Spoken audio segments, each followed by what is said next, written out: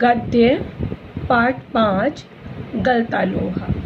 अब हम लोग पाठ को पढ़ेंगे और पाठ के आशय को समझेंगे कि किस प्रकार से ये इस पाठ में लेखक ने जो जातियों की समस्या है उसको उन्होंने उठाया है और बताया है कि किस प्रकार से समाज के लोग जो जिस जाति या वर्ग में पैदा होता है उसको किन किन नज़रों से देखते हैं और कैसा व्यवहार करते हैं।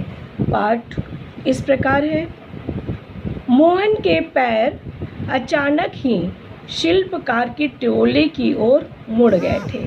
मोहन को लगा कि वो अपने पिता के जो उसका काम है, खेती बाड़ी का काम है, वो उसको करे और उसके लिए वो शिल्पकार के टोले की ओर, जहाँ पे लोहार लोग रहते हैं, उनकी बस्ती की ओर उसके पैर, उसके कदम वहाँ की ओर चलने लगे थे। उसके मन के किसी कोने में शायद धनराम लोहाराम के ऑफर की अनुगूंज शेष थी। ऑफर मने जहाँ पर ये लोग बैठकर अपना काम करते थे। लोहार अपना काम करता है, जिस गद्दी बैठता है उसको ऑफर कहा जाता है। वह लगातार पिछले 3-4 दिनों से दुकान की ओर जाते हुए दूर से ही सुनता रहा है कि उसे 3-4 दिन से वो लोहे की आवाज़, लोहे को ठोकने की आवाज़ लगातार सुनाई दे रही थी।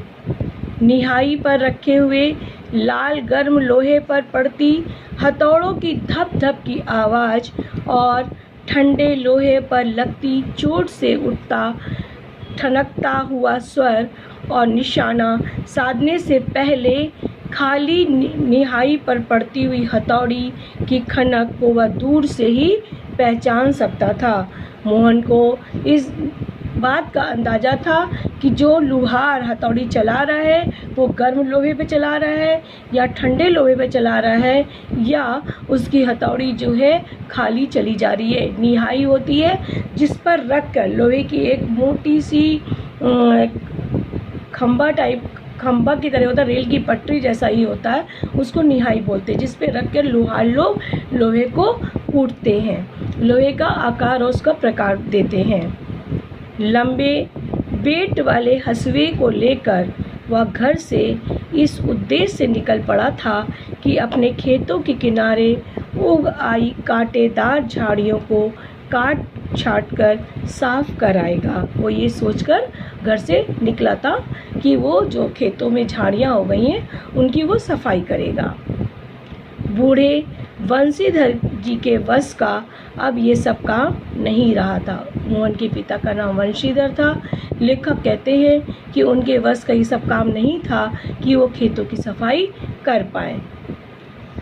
यही काम जन भर उन्होंने पुरोहिताई के बूते पर ही घर संसार चलाया था। पुरोहिताई माने होता है पंडित का काम करना। इस काम को करके उन्होंने पूरा जीवन अपने परिवार का पालन पोषण किया था। अब वैसे ही कहाँ कर पाते हैं यजमान, अब वो वैसे काम नहीं कर पाते जैसे वो पहले काम करते थे। यजमान लोग तो उनकी निष्ठा और संयम के कारण ही उन पर श्रद्धा रखते हैं। यजमान मने जो उनसे पूजा पाठ कराता है, जिसके घर में वो पूजा पाठ करते हैं उसको यजमान कहा जाता है।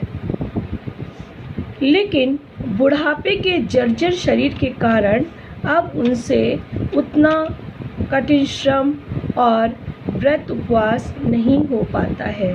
लेखक कहते हैं कि जो मोहन के पिता हैं अब वो वंशीधर, वो बूढ़े हो गए हैं, कमज़ोर हो गए हैं। जैसे वो जवानी के दिनों में पूजा पाठ कर सकते थे, परंतु बुढ़ापे के दिनों में अब वो नहीं कर पाते हैं।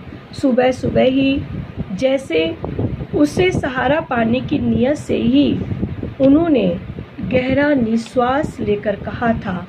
किससे? मोहन से। उनके पिता ने कहा, आज मुझे गणनाथ जाकर चंद्रदत्त जी के लिए रुद्री पाठ करना था, लेकिन अब मुझे मुश्किल ही लग रहा है। 2 मील की सीधी चढ़ाई अब अपने बूते की नहीं रही। उन्होंने ये बात मोहन को सुनाया कि गणनाथ जाकर चंद्रदत्त जी हैं, उनके यहाँ उन्हें रुद्री पाठ करना है, परंतु उनका जो घर है वो बहुत दूर है। 2 मील की दूरी पर है और सीधी चढ़ाई चढ़ना है। अब उनसे वो चढ़ाई नहीं चढ़ी जाती है। एकाएक ना भी नहीं कहा जा सकता, अतः क्या करूं, कुछ समझ में नहीं आ रहा है। वो कह रहे हैं अब उनसे अचानक, हमेशा उनको यहाँ काम करता रहा, अब उनसे कह भी नहीं सकता कि मुझसे काम नहीं होता, मैं ये काम नहीं कर सकता, मुझे कुछ समझ में नहीं आ रहा है। मोहन के पिता वंशीधर ने मोहन को सुनाते हुए कहा। मोहन उनके कथन का आशय ना समझता हो, ऐसी बात नहीं थी, लेकिन पिता की तरह ऐसे अनुष्ठान कर पाने का ना तो उसमें अभी अभ्यास ही है और ना ही वैसी गति। वो जानता था कि पिता चाह रहे हैं कि वो जाए अपने पिता का पुश्तैनी काम करे, परंतु मोहन उस काम को अच्छी तरीके से नहीं कर सकता था और उसको उस काम करने का अभ्यास भी नहीं था जैसे उसके पिता कर सकते थे, और ना ही वैसी गति उस तरह की वो कर नहीं सकता था। पिता की बातें सुनकर भी उसने उनका भार हल्का करने का कोई भी सुझाव नहीं दिया। उसने पिता की बातों को सुना, परंतु वो उनका काम कर देगा, उसने ऐसी कोई भी सहमति नहीं दी। ऐसा लगा जैसे हवा में बातें कह दी गई हों, मतलब हवा में बातें कह दी गई, किसी ने उसको सुना नहीं। वैसे ही वह बात अनुत्तरित रह गई। उस बात का कोई उत्तर नहीं मिला कि कोई कहे कि आपका ये काम हम कर देंगे। पिता के भार को हल्का करने के लिए वह खेतों की ओर चला था, लेकिन हसवे की धार पर हाथ फेरते हुए उसे ऐसा लगा कि वह पूरी तरह से कुंद हो गया है। उसे लगा कि चलो पिता का काम ही तो हल्का करना है, चलो खेतों का काम कर देते हैं। उसने हंसिया उठाया और वो खेतों की ओर चल दिया। जब उसने हंसिया की धार पर अपनी उंगली को रखा, हाथ को रखा, तो उसे लगा कि इसकी धार मोटी हो गई है, कुंद हो गई, माने बूंदू हो गई है, मोटी हो गई है। अब वो ठीक से घास को नहीं काट पाएगी।